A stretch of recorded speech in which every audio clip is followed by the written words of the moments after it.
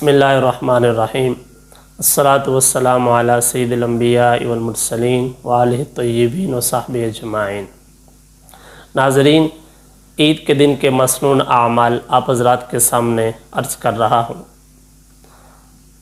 سب سے پہلا عمل ایک مسلمان کے لیے یہ ہے کہ وہ اپنی تزئین و آرائش کرے شریعت کے موافق۔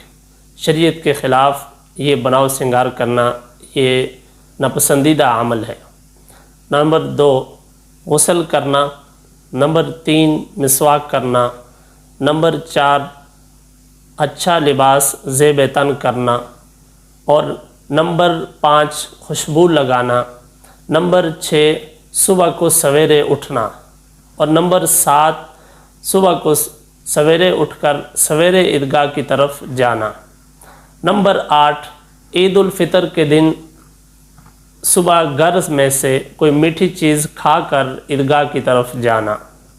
نمبر 9، عیدگاہ جانے سے پہلے صدقہ فطر ادا کرنا۔ نمبر 10، عید کی نماز عیدگاہ کے اندر پڑھنا بلا عذر اپنے علاقے کی جامع مسجد کے اندر عید کی نماز ادا نہ کرنا۔ نمبر 11، جس راستے سے آپ عیدگاہ کی طرف جائیں تو دوسرے راستے سے واپس آنا۔ نمبر 12، عید کی نماز کی طرف جاتے وقت پیادل چل کر جانا، سواری کا استعمال نہ کرنا، پیادل جانا۔ اور نمبر 13، تکبیرات کا پڑھنے کا اہتمام کرنا آہستہ آواز سے۔ ناظرین، تکبیرات یہ ہیں: اللہ اکبر، اللہ اکبر، لا الہ الا اللہ، واللہ اکبر، اللہ اکبر وللہ الحمد۔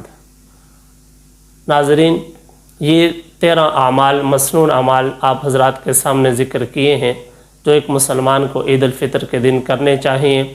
اللہ تعالی ہم سب کو ان اعمال کی پابندی کرنے کی توفیق عطا فرمائے۔ والسلام۔